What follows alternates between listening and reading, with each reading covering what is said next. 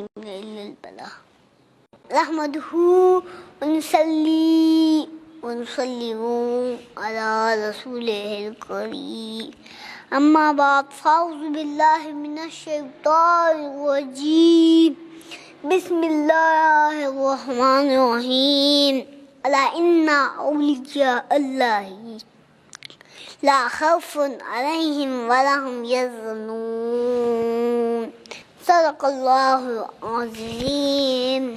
آج میں جس موضوع کو لے کر آپ کے سامنے بولنے کی ہمت کر رہا ہوں وہ ہے شان اولیاء انداز بیاں۔ اگرچہ بہت شوق نہیں شاید کہ تیرے دل میں اتر جائے میری بات۔ قرآن کریم کی جس آیت کی تلاوت میں نے آپ کے سامنے کی ہے اس میں رب تعالیٰ اپنے مقرب بندوں کی شان بیان کرتے ہوئے فرماتا ہے کہ اے لوگوں خبردار، جو لوگ میں مقرب ہے، جو لوگ میں قریبی ہے، جن لوگوں کو میں خود حاصل ہے، جو لوگ میں دوست ہیں، جو لوگ میرے ولی ہیں، ان پہ نہیں تو کسی چیز کا غم اور نہیں کسی چیز کا خوف۔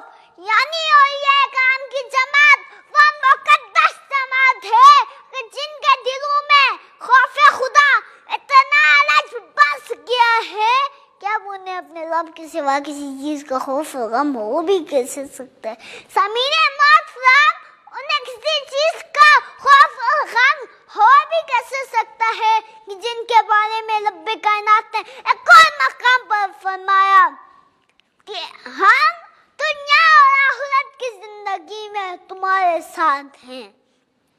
ہم دنیا اور آخرت کی زندگی میں تمہارے ساتھ ہیں، ہم تمہارے ساتھ ہیں۔ ذرا سوچئے، اور یا اللہ اتنی بڑی طاقت کے مالک ہو، اتنی عظمت اور جلالت والے ہو، اتنے قرب والے ہو، اتنے شرف والے ہو، اتنے تقوی والے ہو، تو نے اپنے رب کے سوا کسی چیز کا خوف غم ہو بھی کیسے سکتا ہے کہ جن کے بارے میں علامہ اقبال نے فرمایا کہ نہ تخت و تاج نہ لشکر اور سپاہ میں ہے، جب بات مرد کلندر کی بارگاہ میں ہے۔ جس سلسلے کے بزرگوں سے ہمارا تعلق، ان کی تو بات ہی کچھ اور ہے۔ خواجہ باقی باللہ سے کسی مرید نے پوچھا حضور بندہ تو فانی ہوتا ہے، تو باقی باللہ کا کیا معنی ہے؟ تو آپ نے فرمایا یہ سوال اس سے پوچھ لینا جو میرا جنازہ پڑھانے آئے گا۔ تو جب آپ کا وصال ہوا تو ایک نقاب پوش آگے بڑھا، اس نے جنازہ پڑھایا۔ جب وہ جنازہ پڑھا کے جانے لگا تو مرید بھی صف میں کھڑا تھا۔ اس نے بھاگ کر جا کر دامن پکڑا اور عرض کی حضور چاہتے چاہتے یہ بتاتے چاہیں کہ فنا کیا ہے بقا کیا ہے۔ جب اس نقاب پوش نے اپنا نقاب پلٹا تو دیکھا حضور خواجہ باقی باللہ خود تھے، تو اس نے حیران ہو کے پوچھا حضور یہ کیا؟ تو آپ نے فرمایا یہ جو لیتا ہے وہ فنا ہے، یہ جو پڑھا کے جا رہا ہے یہ بقا ہے۔ احباب ذی وقار اولیاء کرام کو بارگاہ خداوندی میں کس قدر قرب حاصل ہے اس کے بارے میں آقا کا ارشاد سنیے۔ آقا فرماتے ہیں کہ رب تعالیٰ فرماتا ہے جب کوئی شخص کثرت نوافل سے میرا قرب حاصل کر لیتا ہے تو میں اس کے کان بن جاتا ہوں جس سے وہ سنتا ہے، میں اس کی آنکھیں بن جاتا ہوں جس سے وہ دیکھتا ہے، میں اس کے ہاتھ بن جاتا ہوں جس سے وہ پکڑتا ہے۔ جب میں مقلب بندہ میں تم سے بے شمار عطا فرماتا ہوں.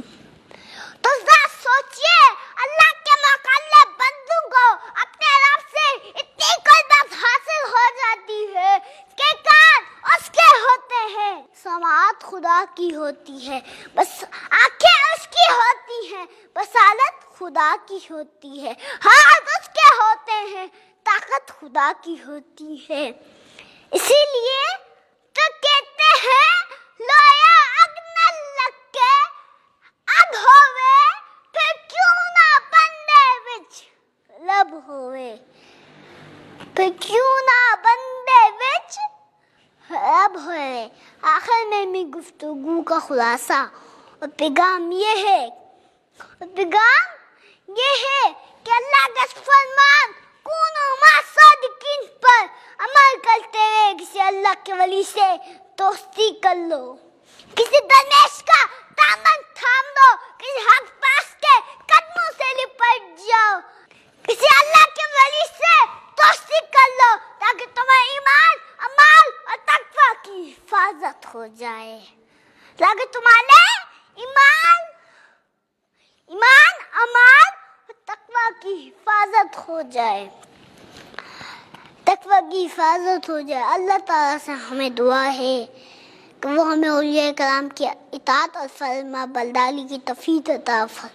میں اسی شعر کے ساتھ اجازت چاہوں گا کہ اللہ کی یہ چاہنے سے اللہ نہ ملے تو یہ اللہ والے ہیں جو اللہ سے ملا دیتے ہیں. وما علینا الا البلاغ.